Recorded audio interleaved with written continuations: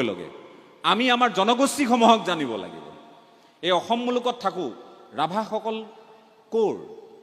এই অসমৰ অন্যতম এটা খিলঞ্জীয়া জনগোষ্ঠী। গাৰোসকলনো কোন? এই উত্তৰ পূৰ্বাঞ্চলৰ অসম মুলুকৰ অন্যতম এটা খিলঞ্জীয়া জনগোষ্ঠী। এই জনগোষ্ঠীসমূহৰ বিষয়ে আমি জানিব লাগিব। আপোনালোকৰ নাতি দূৰৈত থকা দেশী লোকসকলৰ বিষয়ে জানিব লাগিব।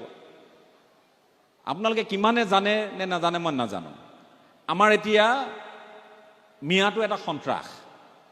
বহুতে মিয়াসকলক লৈ বিভিন্ন ধৰণৰ কথা বতৰা চলে। উজনি অসমৰ ফালে বৰ্জন কৰাৰ কথা কয়।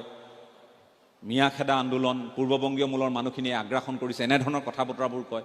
সেইটো এটা বেলেগ চেপ্টাৰ, সেইটো এটা বেলেগ অধ্যায়। কিন্তু ইয়াৰ নামত আমি থলুৱাক নিগ্ৰহ কৰিছোঁ নেকি? থলুৱাক আমি সমস্যাত পেলাইছোঁ নেকি? আমি জানিব লাগিব।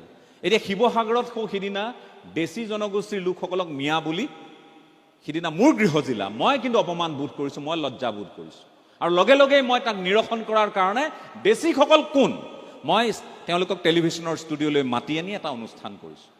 এই দেশীসকল আমাৰ অন্যতম এটা খিলঞ্জীয়া জনগোষ্ঠী।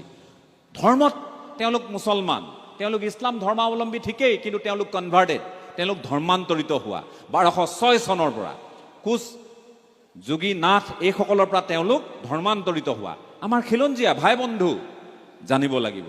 গতিকে আপোনালোকক মই ছাত্ৰ ছাত্ৰী বন্ধু বান্ধৱীসকল, আপোনালোকে কি চিন্তাত মজগুল মই নাজানো, কিন্তু এটা চিন্তা মগজত সুমুৱাই লওক, খিলঞ্জীয়া জাতি জনগোষ্ঠীৰ বিষয়ে আমি জানিব লাগিব।